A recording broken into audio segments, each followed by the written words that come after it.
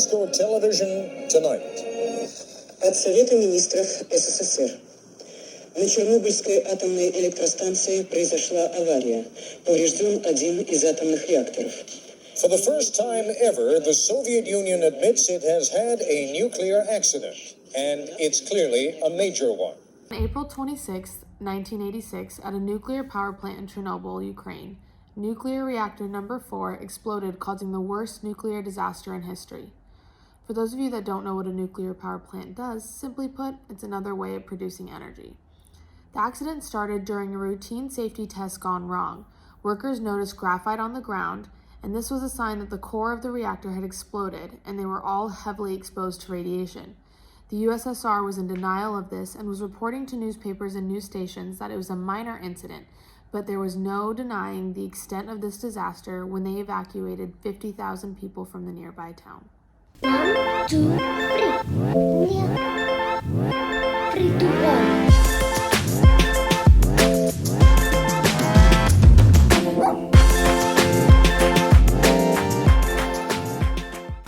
Loskavo Prosimo Vukarino. Welcome to Ukraine, everybody. We are at Chernobyl right now. We binge watched the entire series last night or yesterday, and very informative before coming here. So right behind us, this is nuclear reactor 4, the one that exploded, and this cover was put on in 2016 to stop any further radiation from coming out.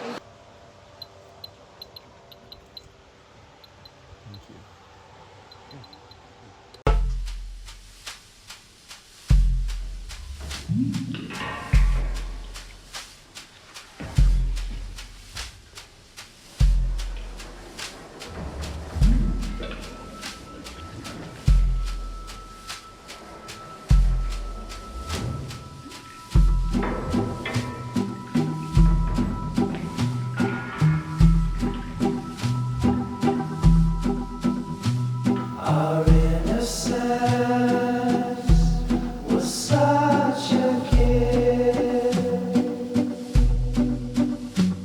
We traded it to feel it.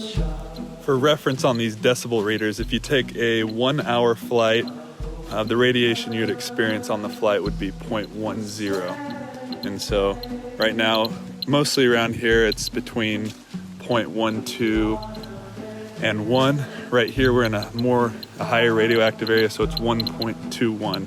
Right below this tree right here there was water that ran through that was radioactive. So this is reading 5.51, 5.37. This is one of the most contaminated areas in Chernobyl. Are you radioactive? Are you radioactive? Oh, probably should have. So we're in Pripyat right now, which is the closest city to the nuclear reactor, and this is going off 5.36. And this is where 50,000 people had to abandon their homes after the meltdown. It's crazy. When we were driving down here, you're on the main road, and they call it like Boulevard or something like that. And she said, if you look to your left, you can see the apartment buildings. They are covered in trees. And this is what blows my mind about what the earth can do without us. And so it just shows how much it can flourish when we're not like hurting it. And this is the supermarket right behind us and the cinema. And this is just crazy. This was the very first supermarket in Ukraine.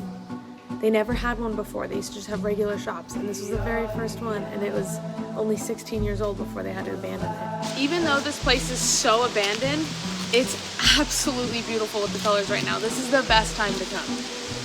So this is the main square of Pripyat. We're headed to the gym and the swimming pool right now to check those out. It's like we are seriously walking through a forest. Go, Jordan, go. They tell you not to touch any of the plants or soil or anything for traces of radiation. Don't eat anything. But I've already touched like a lot of plants on accident. It's inevitable. Do I need to throw out these clothes? No, we don't have that many clothes.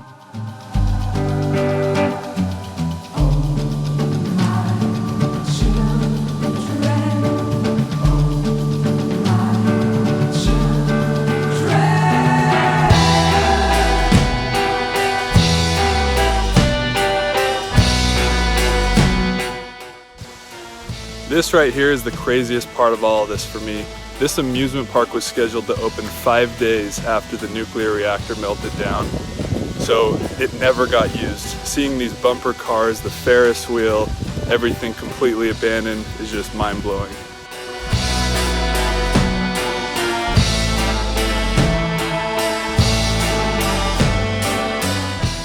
So our guide said she liked this so much, she's gonna give us an extra tour here at Pripyat. So we just hiked 9 stories and we are on the top of an abandoned building here in the center of town, and it is incredible.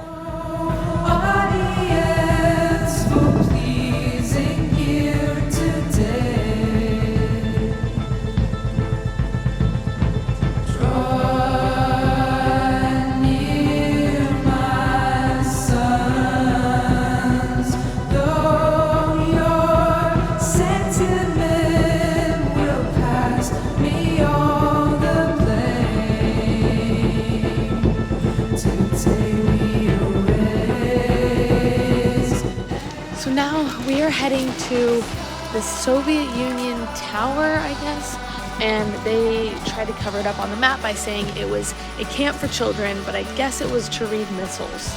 It's massive. And top secret. So top secret. They put an artificial forest around it, but it was way too big. We just saw the swimming pool. It's huge, like absolutely massive, so much bigger than I think you'll even be able to tell. And now we are headed to the schoolhouse. We're in the schoolhouse, as you can see behind me. And this is apparently where all the gas masks were, not from the bomb, or not from the explosion of Reactor 4. They had gas masks because of the war between America and the USSR. Okay, I'm gonna put you on the spot here. If you had to describe Chernobyl in one word, how would you describe it? One? No, I had 2. I have one. What's yours? My one is fascinating. My one is tragically beautiful. Oh, well, that beats mine. I'll explain mine first. Fascinating in the sense of how beautiful it was, despite the fact that just 33 years ago, a nuclear plant exploded there.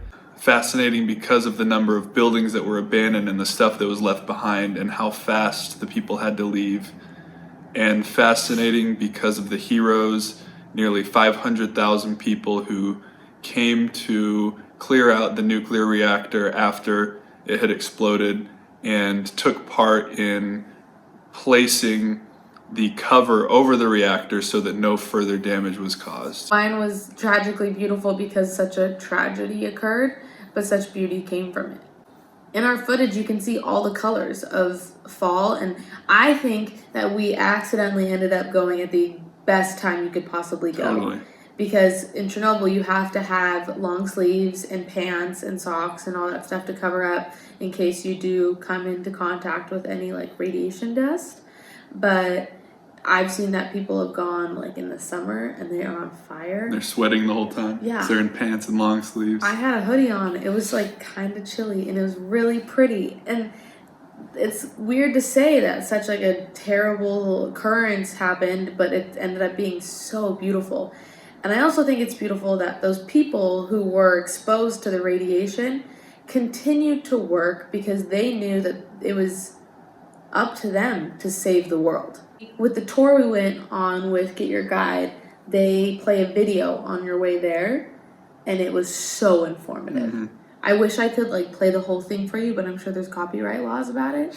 That video tugged at my heartstrings a little bit. I'm not an emotional person, you know I'm not. That's so cute. But seeing video of those heroes who went in after the fact, and they knew they were already exposed, and they'd go in every single day and put in as many hours as they could to cover up that plant and save the rest of the country and the rest of the world from experiencing that radiation poisoning. Yeah, and the scientists there had a pretty good method at making sure they weren't exposed for too long in short amount of times, like over days and things like that. But those men knew the power plant. They were the only ones who could go up onto the roof and get rid of the debris and help set up for the cover, because if you were to hire anybody else to do it, they wouldn't know where to go. And for anyone considering going to Ukraine, to Chernobyl in particular, I can't recommend it enough. That was honestly one of the most fascinating experiences that we've had on our trip so far. Absolutely. If you do go when we went, late September. It's beautiful. The colors are stunning. The story is amazing. All in all, Chernobyl, 10 out of 10. I'm so glad we went. 0.95, he's semi-radioactive. Yeah, I'm staying away from her. It's time for our opinions. Opinions? Hollywood pay.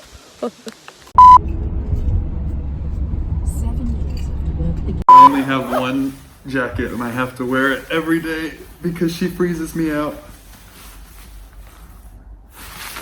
Oh, buddy. Shout out to our hotel for having the best air conditioning. I'm Zendaya, Oh, jeez. greatest showman. Okay, stop. You're gonna hurt yourself. We got a beautiful story. Every